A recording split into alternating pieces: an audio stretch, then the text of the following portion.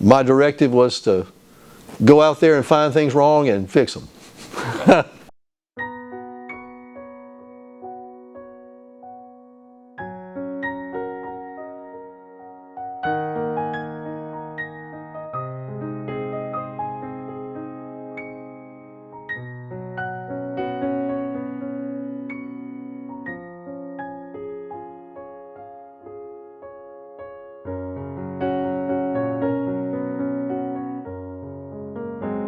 Right out of piano school, I went to Jackson, Mississippi, and associated with a Yamaha Baldwin dealer of Mississippi Music in Jackson, Mississippi. And I was there for about 9 years until I had an opportunity to interview for a position at the factory in Baldwin in Truman, Arkansas.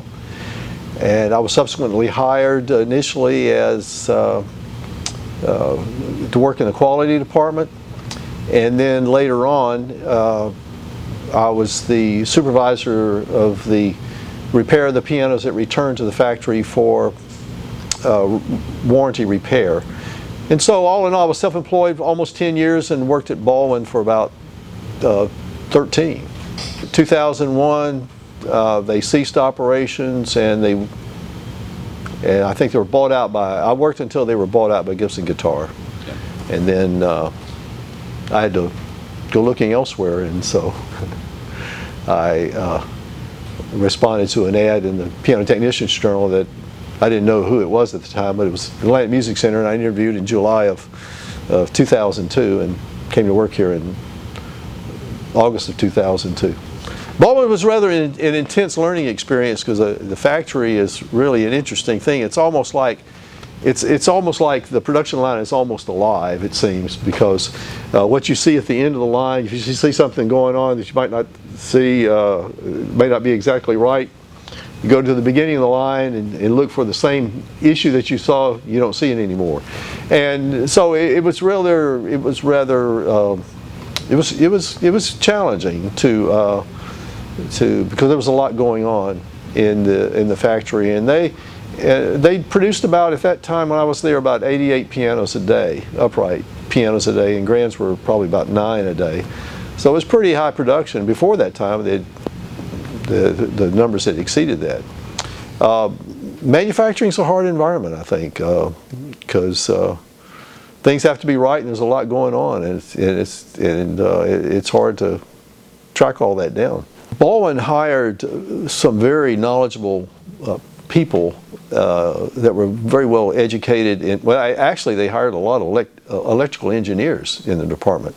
I think Harold Conklin was a fellow that he had already left Baldwin by the time that I arrived there, but I think he was the one that came up with the AccuJust hitch pins. I did meet him one time. These guys were very knowledgeable in the theoretical aspects of sound and what went into making a good piano.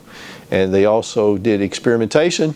Well, the so-called 41-ply pin block was kind of a result of the war effort, because I think it rose out of, during World War II, the factory was, I think, made propellers for airplanes, and they had a laminated material that they used for that, and that was later used in the pin block.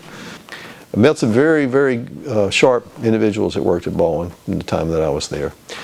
Even though during that time, it was probably during the tail end of Baldwin's American experience. I was thinking about this the other day, of the number of employees here at Atlantic Music Center.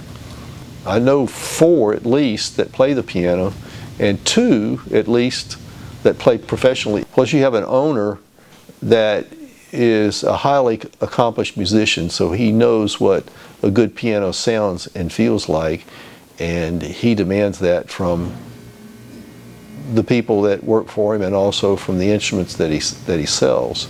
You've got people that know the piano from the artist standpoint, they know it from the technical standpoint, and that's a good combination. And then when you have a policy that guarantees customer satisfaction, how can you go wrong?